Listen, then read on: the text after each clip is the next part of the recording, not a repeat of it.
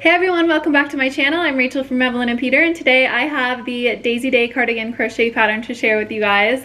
You can find the free pattern on my blog, EvelynAndPeter.com. It comes in sizes extra small through 5X. All of the information you need for the yardage and materials, and then links to everything else is on that blog post. So I will link to that in the description for you. And then it's also available as a kit with Lion Brand. The kit comes with all the yarn you need to make your own cardigan. You can change out the yarn colors if you want. I am using the green bayberry color for mine, but you can swap out that color if you want a different one, or if you want your flowers a different color, you can change those out as well. It comes with a free copy of the printable PDF download, and then if you are subscribed to my newsletter, I always let you guys know when they're having really good sales. There's frequently 30% off sales, and then I will let you guys know when those happen. To subscribe to my newsletter, just go to my blog and then put in your email address, and then I let you guys know whenever I have a new free pattern coming out, or tutorials, or anything, any fun things happening with Evelyn and Peter. I don't give your email away or send spam, so make sure you do that. And then it's also available on my Etsy and in my Ravelry shop. So it's a pretty straightforward pattern. It does have quite a bit of color work. There's some color work on the back as well with these three larger daisies. So I will be going over in this video how to do that color work and change colors. I'm using the front panel as the example in the video, but I let you guys know how to bring in the new colors, how to carry it along with you as you go. We'll be creating floats on the inside here. That way we can bring our yarn colors and we don't have to carry it all the way across, and we don't have to cut and join a million times. So each panel is made separately from the bottom up and then joined together. Other than the color work and learning how to do all of that, the level is fairly easy. It's just working single crochet stitches and doing really basic shapes. There's no shaping or anything like that. So if you're new to color work, this will give you a good project to practice on. But other than that, I hope you guys like this design. Make sure you're following along with the written pattern as you watch the video, because I'm obviously only making one size in the video, so you'll want to pull up that pattern and make sure you're checking your stitch and your row counts as you go for your size. That's very, very important. So I will link everything for you in the description, and thank you guys so much for watching, and I'll catch you in the next tutorial. So for this design, I'm using Lion Brand's Kobu. This is a lightweight yarn. You're going to need 3 colors for this cardigan. I have the bayberry here for my main color, and then you're also going to need 2 colors for the flowers, and I'm just using yellow and white.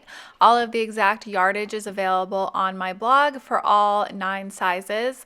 And then you're also going to need a 4mm crochet hook, a pair of scissors, a needle to weave in your ends, and then a few stitch markers as well. Again, you can find all of the information and the exact yardage on my blog. So in this pattern, all 3 panels start off the exact same way. You're going to have a back panel and 2 front panels.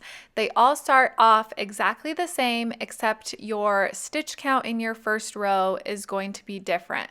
Other than that, the rows and the stitches are exactly the same, and in this video, I'm just using the front panel in the tutorial to show you how to work everything up. So I won't be showing you the back panel and both front panels, but they are all the same. So have that written pattern pulled up, and you can see exactly how many stitches you need to make for the back panel, the front panel, and for whichever size you're making.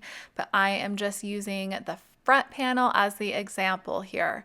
So start off with a slip knot, and then we're going to be working a row of foundation single crochet stitches.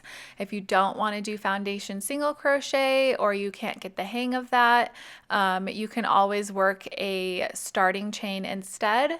But if you would rather do the foundation, that's what I'm doing here. So I'm just going to chain 2.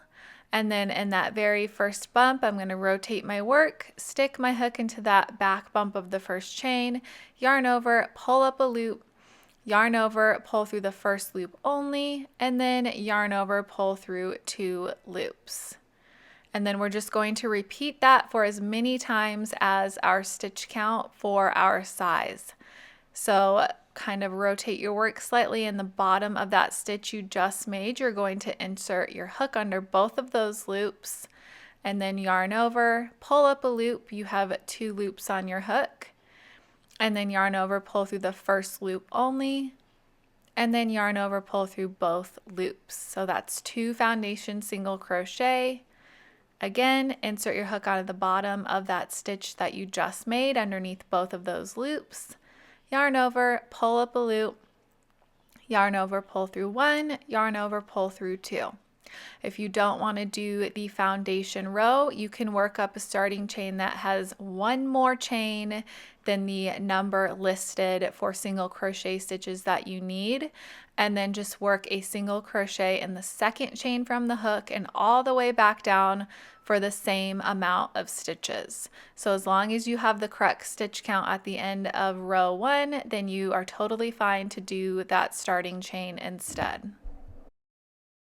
I'm making this size small, and again, I'm showing you on the front panel how to work up this cardigan, and so I'm going to be working 34 foundation single crochet.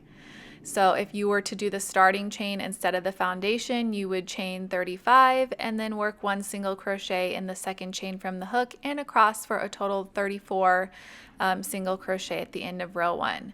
So here it is on my front panel, and then here it is on my back panel. Again, it's the same thing, just the back panel is a lot longer. So when you do make that back panel, you just follow along with the instructions for your size, but you do it the exact same way. And now we're going to begin row 2, which is the first granny stripe row. So you're gonna go ahead and chain 3 and turn your work, and that chain 3 does count as a double crochet. So this is our first double crochet, and in that very same stitch where you worked that chain 3 up, you're going to insert your hook and work a double crochet stitch. So yarn over, insert your hook into that very same stitch, and then work your double crochet.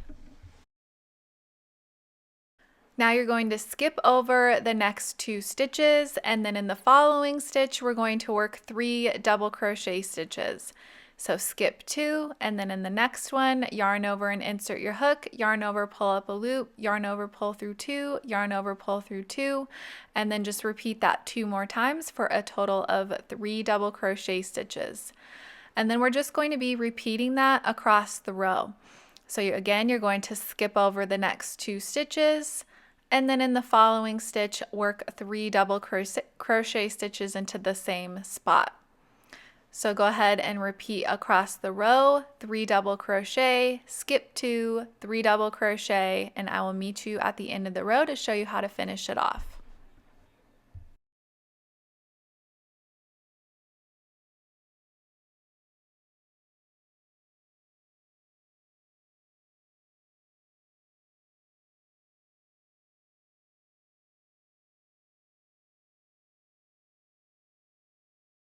Okay, so I'm coming up on the end of row 2 here, and I have 3 single crochet stitches remaining. You're just going to skip over 2 stitches, and then in that final single crochet, work your final 2 double crochet stitches. So we skipped 2, and then in the last stitch, worked 2 more double crochet. And the back panel is exactly the same as well, just longer. So do the same thing for the back panel when you're making that one. And your stitch count for the end of row 2 will be the same as row 1. Don't forget that that chain 3 counts as a stitch, so be sure to count that when you are checking your stitches. So now we're going to begin row 3, and it's just going to be slightly different. Start off by chaining 3, which again counts as 1 double crochet.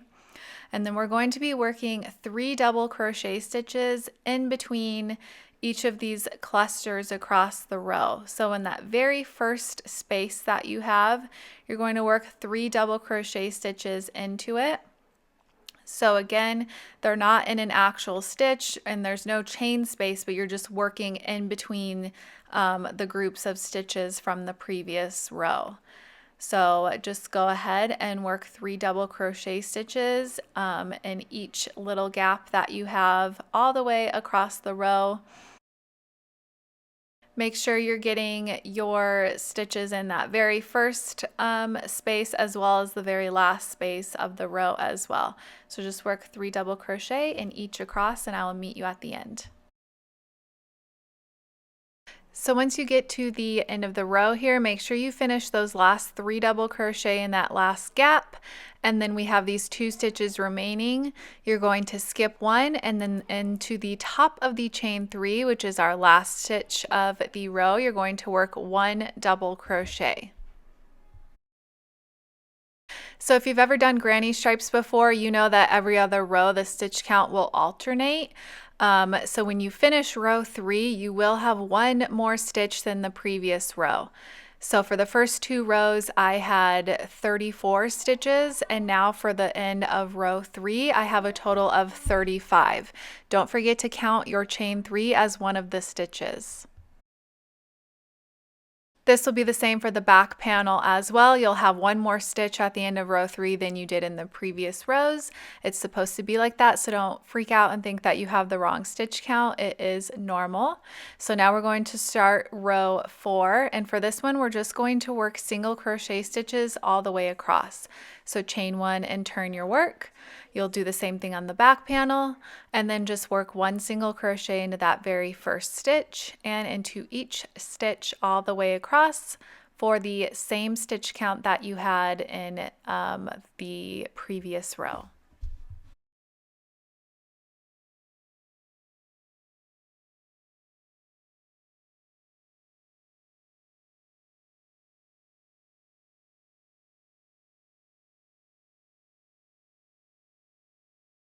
Okay, and then for row 5, we're going to do the same thing. We're just going to work 1 single crochet into each stitch across. So for the front panel, all of the sizes start the flower on the same row. So we'll work 1 more row of single crochet and then we're going to bring in the colors and start the daisies. But for the back panel, depending on what size you're making, you'll have a different amount of single crochet stitches here in color A before starting the graph. So for example, the size extra small and small will only work 1 more row single crochet and then they'll jump right into the graph section. But the larger your size, the more rows you'll have. So for example, the medium will work 7 rows and then start the graph section. It just depends on your size. So make sure you check the written pattern to see how many rows you need before you go to the graph section. But since this is the front panel, we're all only going to be making 1 more row and then we're going to go ahead and start the flowers. So work your way across to finish row 5. So now we're going to be getting into the graph section of the front panel. Here is my finished front panel with the flowers. I already have it worked up so you can see, so I can help explain better. We have 3 flowers on one of the front panels at the bottom, and then the other front panel will be left blank. And then the back panel has 3 flowers as well, but they are more centered and they are larger than these 3 small ones.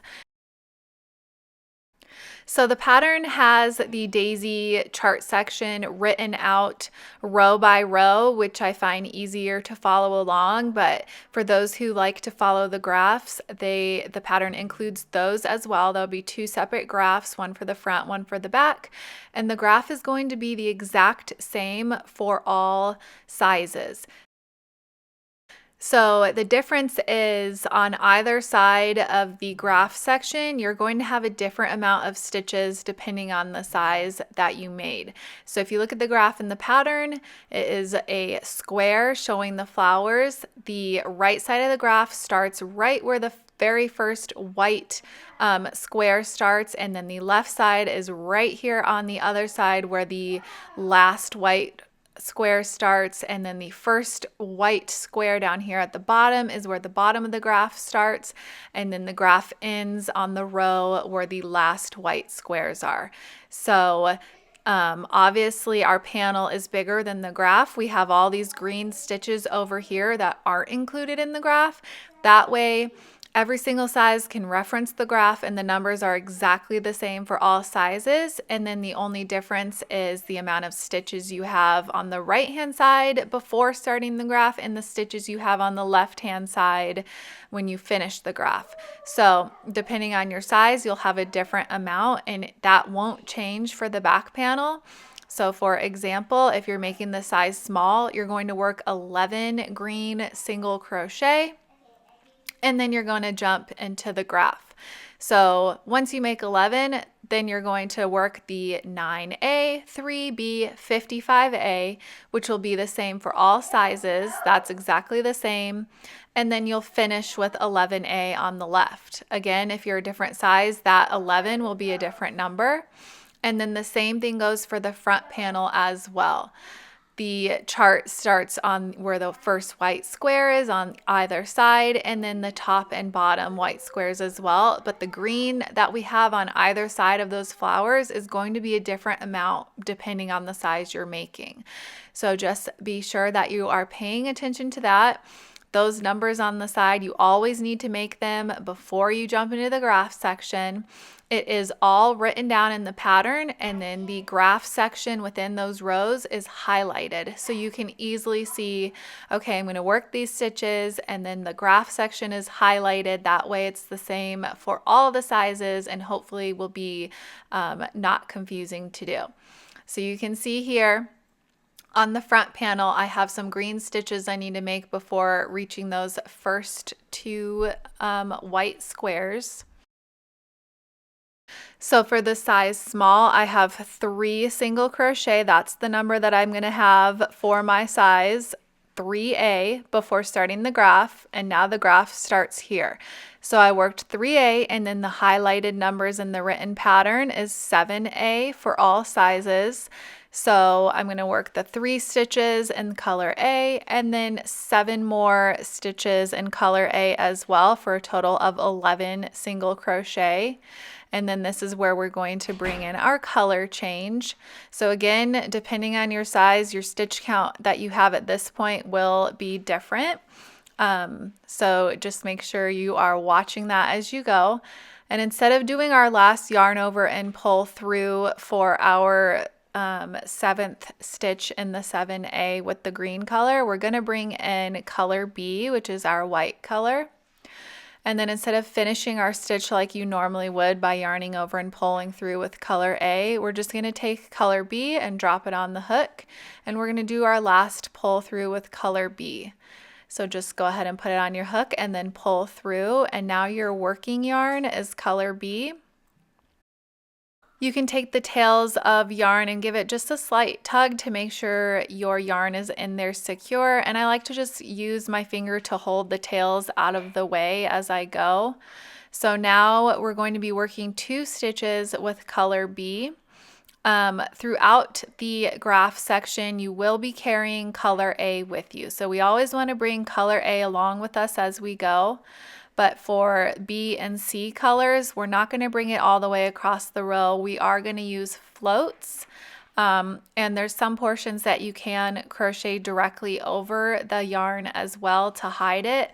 But for the majority of the flower sections, I have little floats along the back of my work. So that way I just found that it hides it a little bit better. If you crochet over all of the yarn, it kind of peeks through to the front. So I just found that the floats help hide it better, and then you just have them on the inside of your work. So you can see here I crocheted over color A because we have to bring it along with us.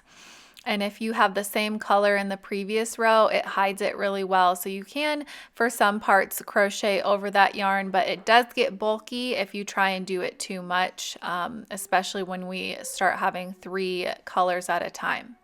So instead of doing our final pull through with color B, we need to switch back to color A because we only needed 2 stitches.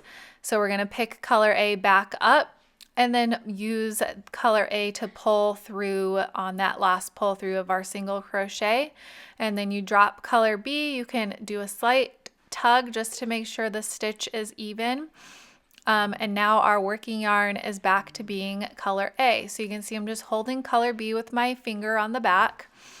And we also are looking at the right side of our work. So whenever we switch colors, we always want to keep our floats and our tails on the wrong side, which is the side that's away from us right now. So now that we have those 2 single crochet and we brought color A with us, we're just going to finish the row by working the remainder all color A and single crochet stitches all the way across.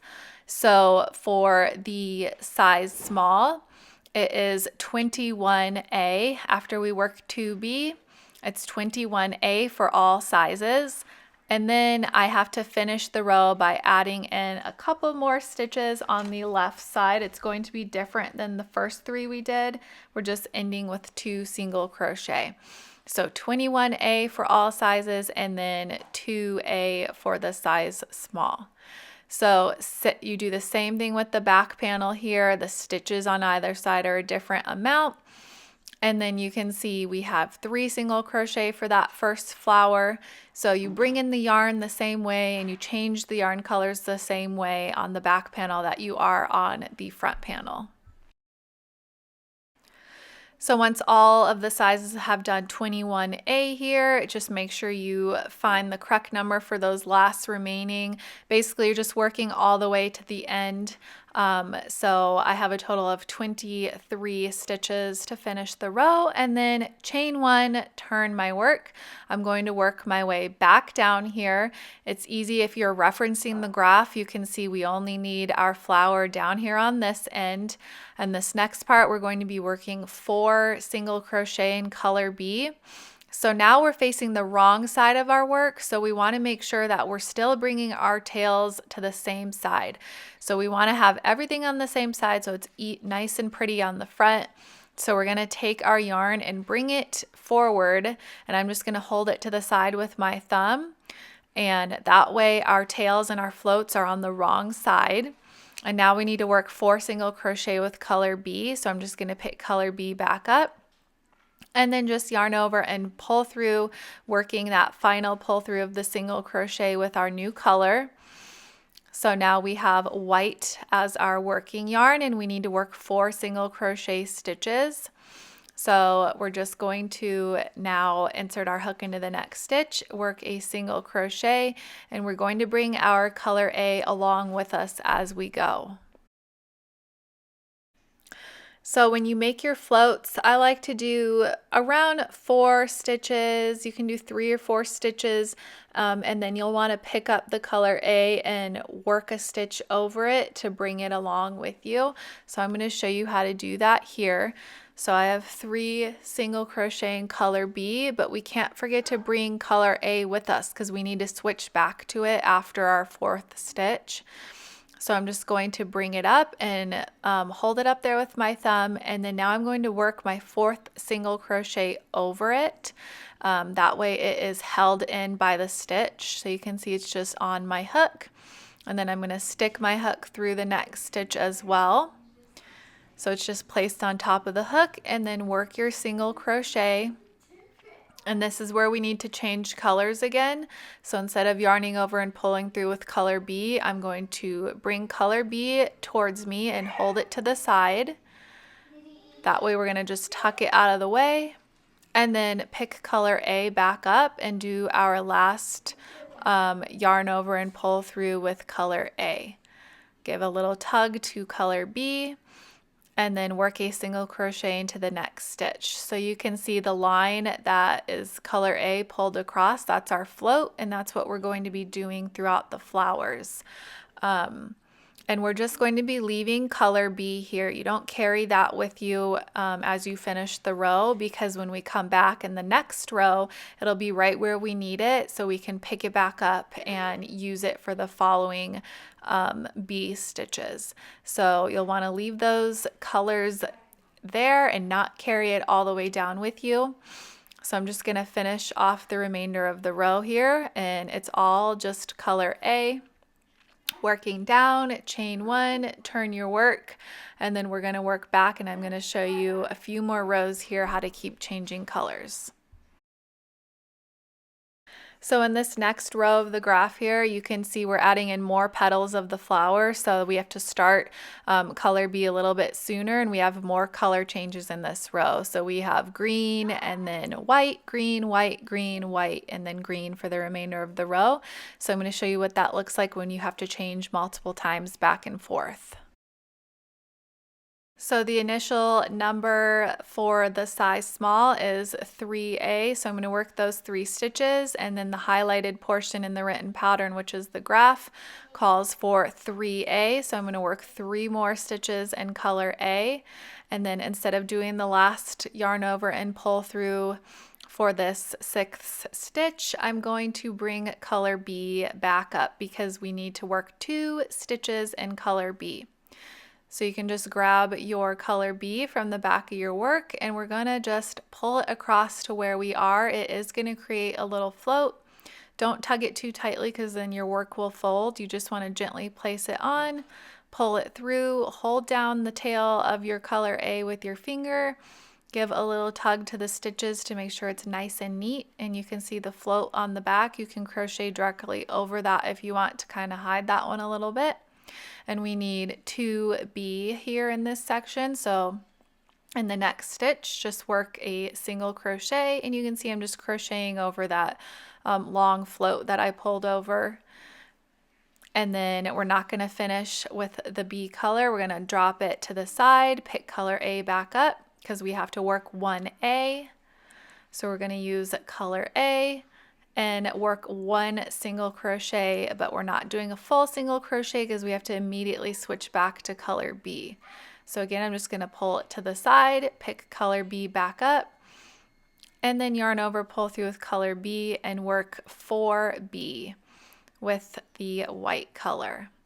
And then you can't forget you have to bring color A with you as well. So we are going to have to pick up that yarn. And you can see I'm going to create a float on the back. So stick my hook in and then make sure we grab color A because we want to bring it with us. Just place it on the hook and work your stitch over it just like you would normally. And then we're going to drop color B, grab color A again because we need to work 1 stitch with color A. And instead of doing a full stitch, we're going to tuck it to the side and then pick our color B back up and work 2 more stitches in color B. So there's a few rows in here where you do have to switch back and forth like this, but for the majority of the rows, you're just doing solid white all the way across for the flower. So there's only a couple, don't let this row scare you. There's only a couple of parts where you have to switch back and forth multiple times on the outer sides of the petals. So once you have 2B, just switch back to color A and finish the row all the way across with color A. You can work your way down, leave color B right where it is. We'll use it when we come back. Just work stitches all the way down, chain 1, turn your work, and then work your way back down where we will pick the colors back up and do the next row.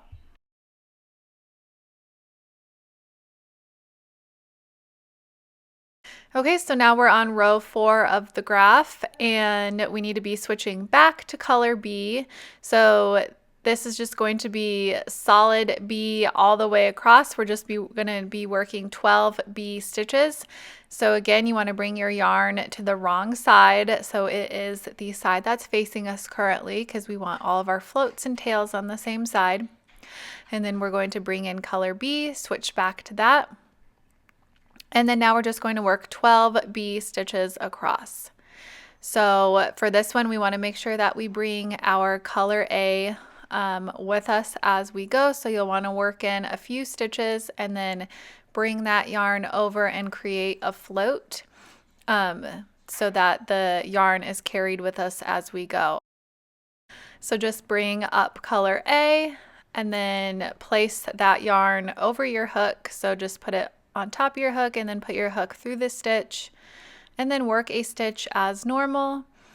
And then just keep going. You can work a few more stitches with no floats. And then again, if you are crocheting directly over the yarn the entire time, you can do that. It just gets kind of bulky and thick and then sometimes you can't control if it peeks through to the front. So I just found that doing the floats worked a little bit better for this project. Again, I'm creating a float again, and then I'm going to finish up my last couple of stitches here, and then we're going to switch back to color A for the remainder of the row.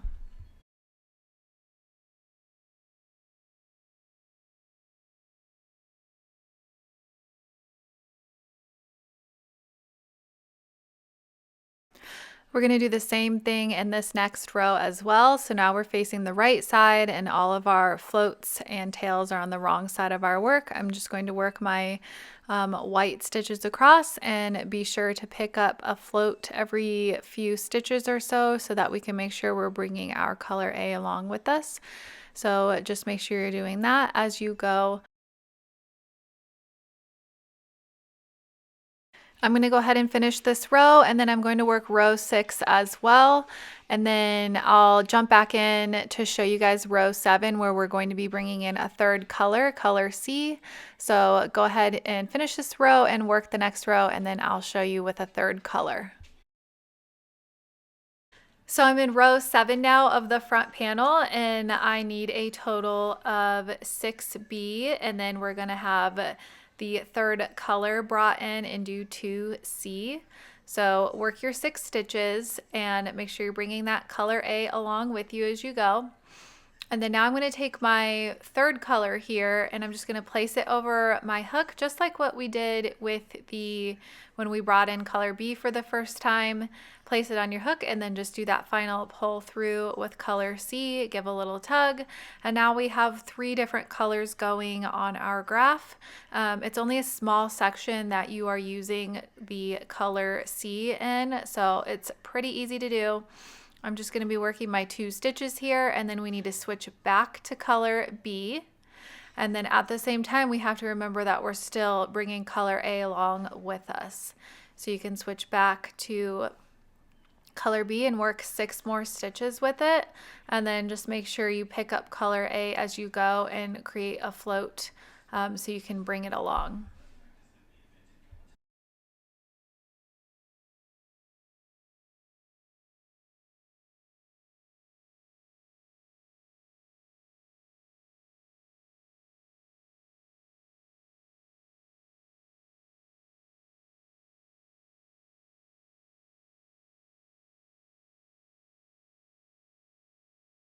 Okay, so I finished my way down the row, worked my way back, and we're in row 8 here. I'm going to show you this one last final row before leaving you guys to it on your own, because at this point I've showed all the different ways that you're going to change color, that you're going to bring your yarn with you, you're going to do the floats. So you should have a good handle on it by now. If you are new to color work, just use the tips and the different ways I showed you how to work the color changes. Do the exact same thing throughout the rest of the graph and the rest of the panels, and the same thing on the back panel as well. So we have 6B here, and now we need to switch to color C and work 4C. So since we're facing the wrong side of our work right now, we're just going to tuck everything towards us on the front, hold it in place, switch yarn colors, work our 4 stitches in color C, and then just pick color B back up and make sure we're carrying along color A with us as we go. So you're just gonna do the same thing throughout the rest of the panel and the color changes. We've worked exactly halfway up our flower, so it's split in half, and the other half of the flower is going to be exactly the same.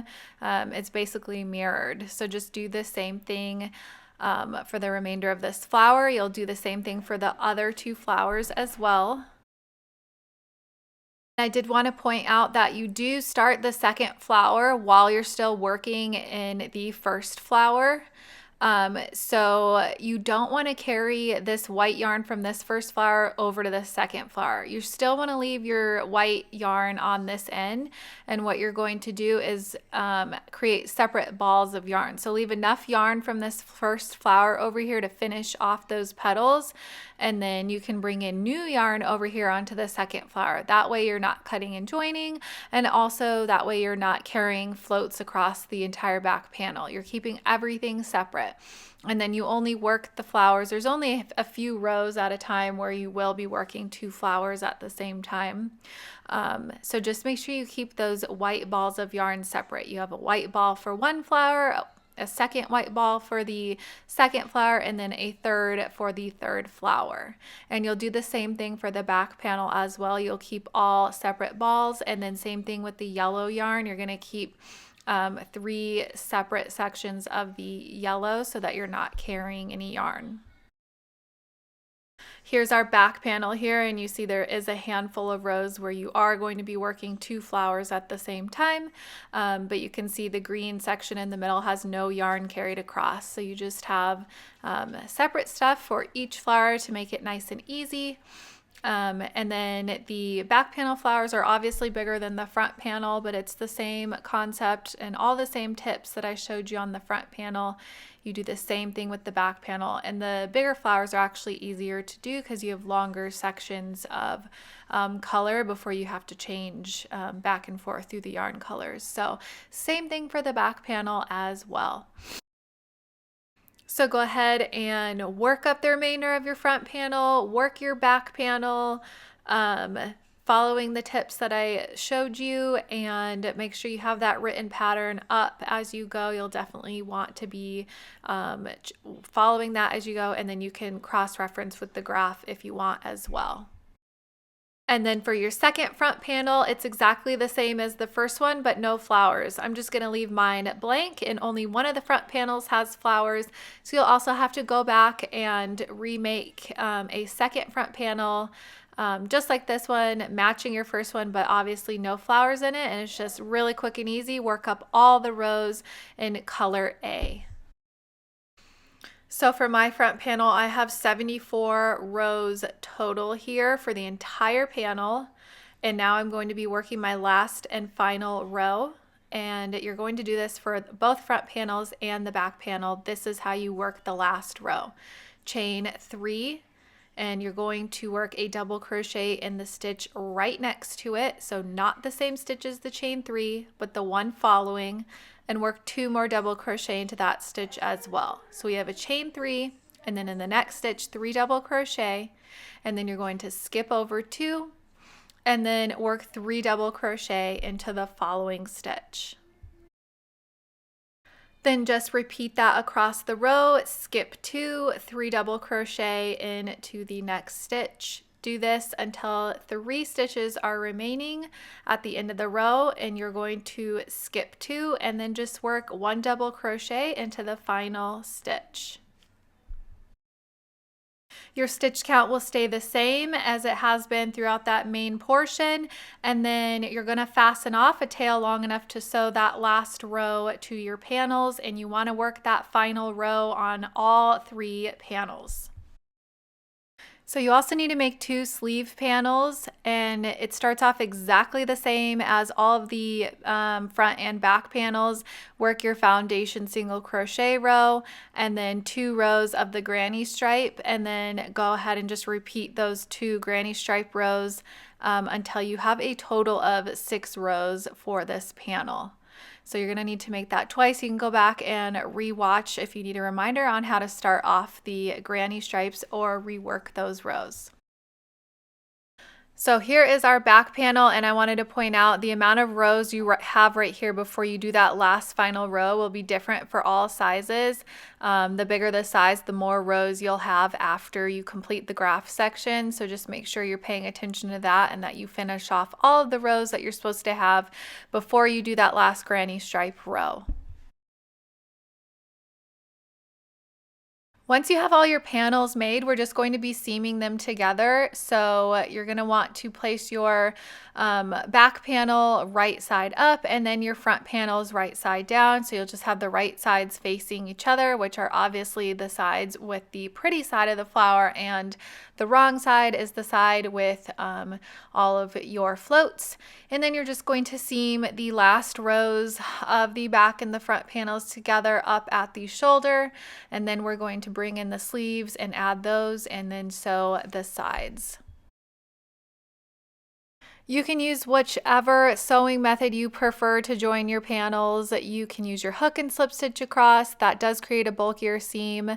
I'm using my needle and just my tail of yarn and sewing across. You can do mattress stitch, invisible seam, whatever you prefer to do. It really does not matter. Just make sure you're lining up your stitches as you go and you're not accidentally skipping or bunching them. You want to just make sure everything is nice and even as you work across. Once you have your front panels sewn to your back panel, you're going to take your sleeve and we're going to sew that to the sides of our sweater. I like to use stitch markers here. You're just going to find the very center stitch or halfway across your sleeve panel and just put your stitch marker through your seam at your shoulder and through the center stitch of your sleeve so that it's even on both sides as we sew. Row 1 is furthest away from the panel, from the sides of your panels, and then your final row that you made is the row that you're going to be sewing to the sides of the front and the back panel. So you can take your stitch marker and hold it in place, and then I also like to put a stitch marker on either end. You want to make sure that you have the same amount of rows down the side of the front panel and down the side of the back panel, so that way when you sew your sleeve on, it is nice and even. And then just place your panels together, right sides facing, and you're just going to do the same thing that you did at the shoulders. You're going to take your needle and just sew your sleeve panel to the sides of your sweater. The stitch markers will keep everything in place so you can make sure it's even as you go. And then obviously when you work through the side of the panels of the front and the back, you're not working it through an actual stitch because it's through the ends of the rows. You're just going to be working your needle through the ends of the rows and placing it wherever it looks best to you.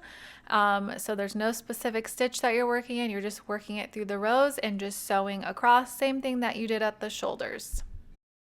So once you have your sleeve panel sewn on, I'm just going to show you really quick the remainder of the seaming you have to do. I'm just going to fold my sweater together. If you have enough of the yarn tail left over, you can just keep going and sew from the underarm all the way down the hem. If you ran out of yarn, you can just take a new piece and you'll just want to sew this L-shaped section here together. So the bottom of the sleeve here, so that's a couple of inches together, and then all the way down to the bottom hem in that L shape. So just make sure you get that sewn and then repeat on the other side as well. Okay, so we're coming up to the end of our cardigan here. All we have to do is add the trim. So I'm just going to take my yarn, join into the bottom corner here. We have our cardigan right side facing out. And then we're just going to join in with the slip stitch to the very corner. And then we're just going to work single crochet stitches evenly around. So your stitch count isn't super crucial here, but I worked about 2 single crochet into the ends of the granny stripe rows. And then I worked 1 single crochet for each single crochet row. So for the 2, I worked a single crochet into the corner and then 2 single crochet on the ends of each of these granny stripe rows, and then just 1 single crochet into each of the ends of the rows all the way up the first side of the front panel. When you get to the back neckline, just work 1 single crochet in each stitch across, and then keep going down the second front panel along the side, working 1 single crochet into the end of each of the rows, and then 2 single crochet into the end of each of the granny stripe rows. When you get to the other corner, you can just fasten off your work. After that, just go ahead and weave in any remaining ends, and that is it for this design. Thank you guys so much for watching, and I'll catch you in the next video.